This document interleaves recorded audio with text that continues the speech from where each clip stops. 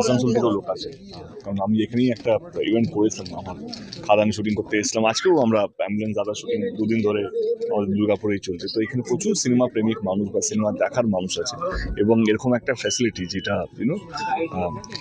একটা multiplex oriented একটা facility, সব রকমের জিনিস আছে, 4K 2K presentation, Dolby atoms, যেটা শহরে মানে কলকাতা বা বড় বড় সিনেমা হল অন্যান্য রাজ্যে বা সিটিতে পাওয়া যায়, সেই সুবিধা, সেই পরিবেশ, সেরকম একটা স্ক্রিনিং, সেরকম একটা জিনিস দুর্গাপুরের মতন জায়গায় আসা, এবং ইটস এ গ্রেট থিং। আমি তো বলবো special thanks to SDF cinemas, যারা এই উদ্যোগটা নিয়েছে এবং এত সুন্দর সিনেমা হলটাকে যেটা বন্ধ ছিল সেটাকে কনভার্ট করে নতুনভাবে দুর্গাপুরের মানুষের জন্য নিয়ে এসেছে। সারা রাজ্যে এখন দুর্গাপুর শহরে আরো বেশ কিছু শপিং মল রয়েছে দুর্গাপুর শহর জুড়ে, যেমন এখানে সিটি সেন্টারে রয়েছে, তেমনি ব্যানার্জি সহ আরো বিধাননগর, এইসব জায়গাতে কি আগামী দিনে এইটা পরিকল্পনা রয়েছে? See, the thing is that it's a business model at the end of the day. একটা সিনেমা হল যদি ভালো চলে, সেটা দেখে যদি আরো যে মলগুলো, এটা তো নাকি আর মল হবে না, অনেকগুলো মল হবে পরেও। সবে তো আমরা 2026-এ আছি, সময় যতক্ষণ সময় কাটবে, যত যাবে, দেখবে এইগুলো মডেলটাকে আরো প্রত্যেক কটা মল এটা অ্যাকসেপ্ট করবে। Cinema hall is a must, যেরকম food court is a must একটা সিনেমা হলের মধ্যে, সেইখানে সিনেমা হল বলছি, সরি, একটা মলের মধ্যে যখন food court is a must, তো সিনেমা হল ইজ মাস্ট হয়ে যাবে। যেই মলগুলো নেই সেই মলগুলো হয়ে কোভিড পরবর্তী সময়ে সবাই তো অনলাইন মুখী হয়ে গেছে, মুঠোফোনে সবাই সিনেমা দেখছে, ঘরে দেখছে। বাংলা সিনেমা ঘুরে দাঁড়িয়েছে এরকম একটা হল এত সুন্দর করে কতটা আশাবাদী? আরে আমি দুর্দান্ত আশাবাদী, সেই আমার তো এখানে আসার কথা ছিল না। ইনফ্যাক্ট ওনাদেরও এই ফ্রাইডেতে লঞ্চ হওয়ার কথা ছিল, যেহেতু আমি শুটিং করছিলাম। কালকেই মনিদার সাথে কথা হচ্ছিল, মনিদা আমাকে একটাই হোয়াটসঅ্যাপ করেছে, দেখ আমি দুর্গাপুরের নতুন প্রপার্টি খুলেছি।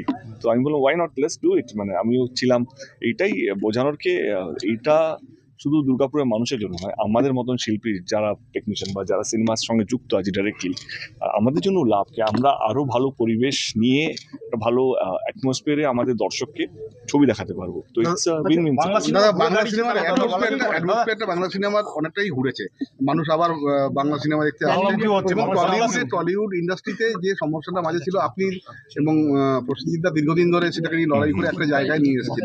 এই যে সমস্যাটা কি পুরোপুরি টলিউডে যে সমস্যাটা ছিল টেকনিশিয়ান সহ শিল্পীদের, এই সমস্যাটা কি? আমি আজকে সমস্যা বা অন্য কিছু সাবজেক্ট নিয়ে কথা বলতে আসেনি। আজকে একটা আরে বলো প্লিজ। ইন্ডাস্ট্রিকে গুলির কদর করছে না অনির্বাণ ভট্টাচার্য, যেটার উদাহরণ। অনির্বাণ ভট্টাচার্য আমার মনে হয় আমি আগেই বলেছি দেশু সেভেনে আমি ওর সঙ্গে কাজ করবো, ইচ্ছা আছে। মানে আপনাকে একমাত্র পাশে দাঁড়াতে দেখা গেছে, ইন্ডাস্ট্রি কিন্তু আর সেভাবে কেউ আওয়াজ তোলে। মনিদা আপনাকে অনির্বাণকে নিয়ে তোমরাই তো করেছিলে, হয়েছে 3টে ছবি রেডি আছে অনির্বাণকে নিয়ে। SDF একটাও করছে না লোকটা। মাল্টিপ্লেক্সকে সামনে রেখে বাংলা সিনেমা ঘুরে দাঁড়াচ্ছে, মাল্টিপ্লেক্সকে সামনে রেখে বাংলা সিনেমা ঘুরে দাঁড়াচ্ছে। এখন তো কালচারটা তো তাই হয়ে গেছে। এখন কি শুধু তো সিনেমা দেখা তো নয়, একটা শপিং করবো, একটা পুরো দিনের আউটিং, জামা কাপড় কেনা, ফুড কোর্টে গিয়ে একটু বাইরে খাওয়া, এবং কিছুটা সময় কাটানো। একটা সিনেমা দেখা এখন শুধু সিনেমা দেখার মধ্যে সীমিত নয়, একটা পুরো দিনের একটা পিকনিক বলা যেতে পারে, বা একটা পুরো দিনের একটা প্ল্যানিং।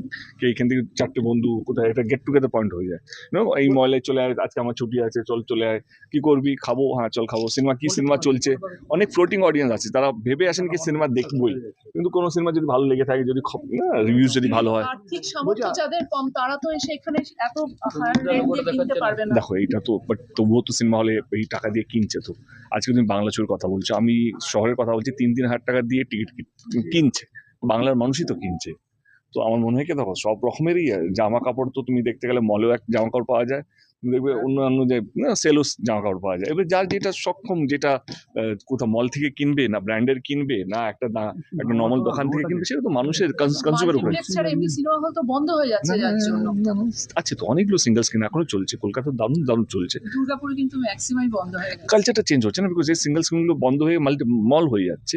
এই মলের মধ্যে এরকম 2 স্ক্রিন, কেউ 3 স্ক্রিন করছে। তো এইটা তো নিউ নর্মাল, তোমাকে তো অ্যাকসেপ্ট করতেই হবে।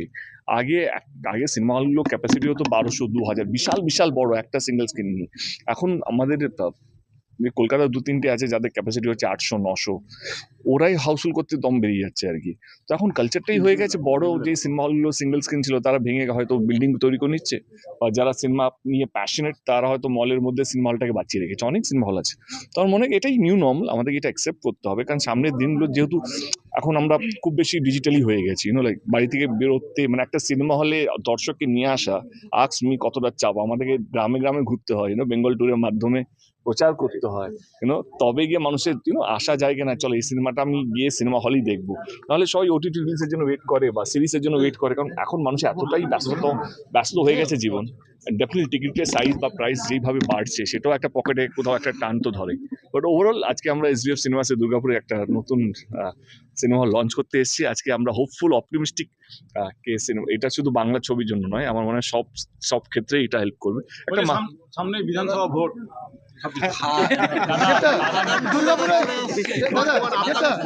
বলছি দুর্গাপুরে শুটিং করছে, কেমন লাগছে এখন? আমার দারুণ লাগে দুর্গাপুরে, দারুণ লাগে আমার।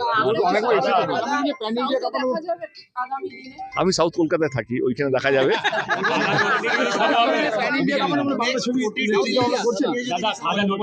হ্যাঁ সরি, খাদান 2 আমার যদি রানেদা যদি ঠিকঠাক থাকে সবকিছু, তাহলে সামনে বছর দেখা যাবে। Thank you. এই মনিদা, বিপ্লব দা,